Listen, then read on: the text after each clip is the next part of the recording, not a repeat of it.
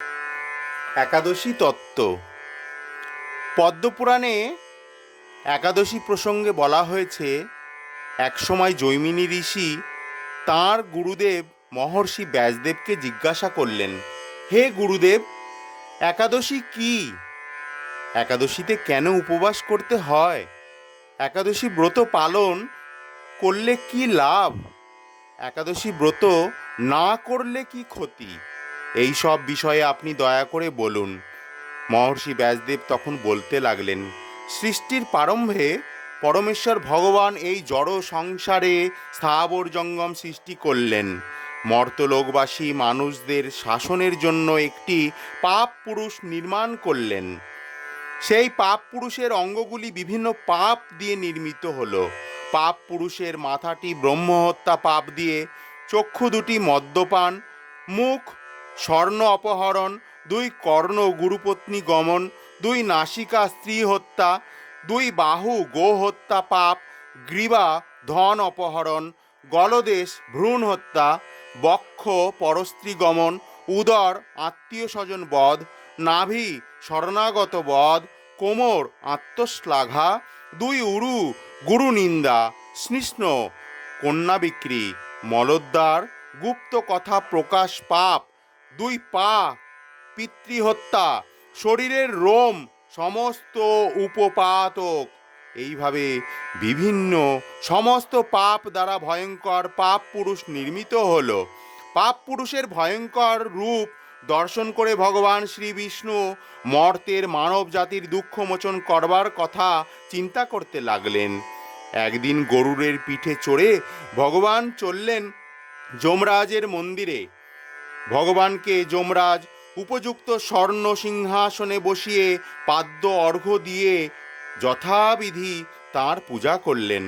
যমরাজের সঙ্গে কথোপকথনকালে ভগবান শুনতে পেলেন দক্ষিণ দিক থেকে অসংখ্য জীবের আর্তক্রন্দন ধ্বনি। প্রশ্ন করলেন, এই আর্তক্রন্দন কেন? যমরাজ বললেন, হে প্রভু, মর্তের পাপী মানুষেরা নিজ কর্মদোষে নরক যাতনা ভোগ করছে। সেই যাতনার আর্তচিৎকার শোনা যাচ্ছে। যন্ত্রণায় কাতর পাপাচারী জীবেদের দর্শন করে করুণাময় ভগবান চিন্তা করলেন, আমি সমস্ত প্রজা সৃষ্টি করেছি, আমার সামনেই ওরা কর্মদোষ দুষ্ট হয়ে নরক যাতনা ভোগ করছে। এখন আমি এদের সদ্গতির ব্যবস্থা করব।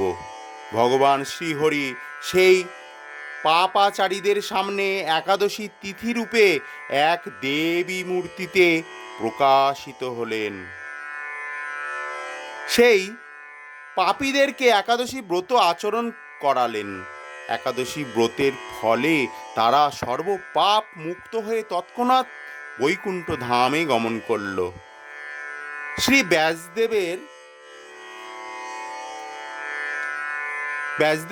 ব্যাসদেব বললেন, হে জৈমিনী, শ্রীহরির প্রকাশ এই একাদশী সমস্ত সুকর্মের মধ্যে শ্রেষ্ঠ এবং সমস্ত ব্রতের মধ্যে উত্তম ব্রত। কিছুদিন পরে ভগবানের সৃষ্ট পাপ পুরুষ এসে শ্রীহরির কাছে করজোড়ে কাতর প্রার্থনা জানাতে লাগল, হে ভগবান, আমি আপনার প্রজা। আমাকে যারা আশ্রয় করে থাকে তাদের কর্ম অনুযায়ী তাদের দুঃখ দান করাই আমার কাজ ছিল। কিন্তু সম্প্রতি একাদশীর প্রভাবে আমি কিছুই করতে পারছি না, বরং ক্ষয়প্রাপ্ত হচ্ছি। কেননা একাদশী ব্রতের ফলে প্রায় সব পাপাচারীরা বৈকুণ্ঠে বাসিন্দা হয়ে যাচ্ছে। হে ভগবান, এখন আমার কি হবে? আমি কাকে আশ্রয় করে থাকব? সবাই যদি বৈকুণ্ঠে চলে যায় তবে এই মর্ত জগতের কি হবে? আপনি বা কার সঙ্গে এই মর্তে ক্রীড়া করবেন? পাপ পুরুষের প্রার্থনা করতে লাগলো, হে ভগবান, যদি আপনার এই সৃষ্ট বিশ্বে ক্রীড়া করবার ইচ্ছা থাকে তবে আমার দুঃখ দূর করুন। একাদশীর তিথির ভয় থেকে আমাকে রক্ষা করুন। হে কৈঠব নাশন, আমি একমাত্র একাদশীর ভয়ে ভীত হয়ে পলায়ন করছি। মানুষ, পশু পাখি, কীটপতঙ্গ, জল, স্থল, বন, প্রান্তর, পর্বত, সমুদ্র, বৃক্ষ, নদী, স্বর্গ, মর্ত্য, পাতাল সর্বত্রই আশ্রয় নেওয়ার চেষ্টা করছি, কিন্তু একাদশীর প্রভাবে কোথাও নির্ভয় স্থান পাচ্ছি না। দেখে আজ আপনার শরণাপন্ন হয়েছি। হে ভগবান, এখন দেখছি আপনার সৃষ্ট অনন্ত কোটি ব্রহ্মাণ্ডের মধ্যে একাদশী প্রাধান্য লাভ করেছে। সেই জন্য আমি কোথাও আশ্রয় পেতে পারছি না। আপনি কৃপা করে আমাকে একটি নির্ভয় স্থান প্রদান করুন। পাপ পুরুষের প্রার্থনা শুনে ভগবান শ্রীহরি বলতে লাগলেন, হে পাপ পুরুষ, তুমি দুঃখ করো না। যখন একাদশী তিথি এই ত্রিভুবনকে পবিত্র করতে আবির্ভূত হবে, তখন তুমি অন্ন ও রবিশস্য মধ্যে আশ্রয় গ্রহণ করবে। তাহলে আমার মূর্তি একাদশী তোমায় বধ করতে পারবে না। কামদা একাদশী মাহাত্ম্য। চৈত্র মাসের শুক্লপক্ষের কামদা একাদশী ব্রত মাহাত্ম্য বরাহ পুরাণে বর্ণিত হয়েছে। মহারাজ যুধিষ্ঠির বললেন, হে বাসুদেব, আপনি কৃপা করে আমার কাছে চৈত্র মাসের শুক্লপক্ষের একাদশীর মহিমা কীর্তন করুন। শ্রীকৃষ্ণ বললেন, হে মহারাজ, এই একাদশী ব্রত সম্পর্কে এক বিচিত্র কাহিনী বর্ণনা করছি, আপনি এক মনে তা শ্রবণ করুন। পূর্বে মহর্ষি বশিষ্ঠ মহারাজ দিলীপের কৌতূহল নিবারণের জন্য এই ব্রতকথা কীর্তন করেছিলেন। ঋষি বশিষ্ঠ বললেন, হে মহারাজ, চৈত্র মাসের শুক্লপক্ষের একাদশীর নাম কামদা। এই তিথি পাপ নাশক ও পুণ্যদায়িনী। পূর্বকালে মনোরম নাগপুরে স্বর্ণ নির্মিত গৃহে বিষধর নাগেরা বাস করত। তাদের রাজা ছিলেন পুণ্ডরিক। গন্ধর্ব, কিন্নর ও অপ্সরাদের দ্বারা তিনি সেবিত হতেন। সেই পুরী মধ্যে অপ্সরা শ্রেষ্ঠ ললিতা ও ললিত নামে গন্ধর্ব স্বামী স্ত্রী রূপে ঐশ্বর্যপূর্ণ এক গৃহে পরম সুখে দিন যাপন করত। একদিন পুণ্ডরিকের রাজসভায় ললিত একা গান করছিল। এমন সময় ললিতার কথা তার মনে পড়ল। ফলে সঙ্গীতের স্বর, লয়, তাল, মানের বিপর্যয় ঘটল। কর্কটক নামে এক নাগ ললিতের মনোভাব বুঝতে পারল। গানের ছন্দভঙ্গের ব্যাপারটি সে পুণ্ডরিক রাজার কাছে জানালো। তা শুনে সর্পরাজ ক্রোধ ভরে কামাতুর ললিতকে, রে দুর্মতি, তুমি রাক্ষস হও বলে অভিশাপ দান করল। সঙ্গে সঙ্গে সেই ললিত ভয়ঙ্কর রাক্ষস মূর্তি ধারণ করল। তার হাত 10 যোজন বিস্তৃত, মুখ পর্বত গুহাতুল্য, চোখ দুটি প্রজ্বলিত আগুনের মতো, ঊর্ধ্বে 8 যোজন বিস্তৃত প্রকাণ্ড এক শরীর সে লাভ করল। ললিতের এরকম ভয়ঙ্কর রাক্ষস শরীর দেখে ললিতা মহা দুঃখে চিন্তায় ব্যাকুল হলেন। স্বেচ্ছাচারী রাক্ষস ললিত দুর্গম বনে ভ্রমণ করতে লাগল। ললিতা কিন্তু তার সঙ্গ ত্যাগ করল না। ললিত নির্দয়ভাবে মানুষ ভক্ষণ করত। এই পাপের ফলে তার মনে বিন্দুমাত্র শান্তি ছিল না।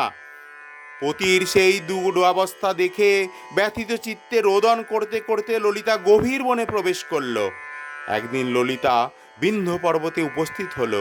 সেখানে ঋষ্যশৃঙ্গ মুনির আশ্রম দর্শন করে মুনির কাছে হাজির হলো। তার চরণে প্রণাম করে সেখানে দাঁড়িয়ে রইল।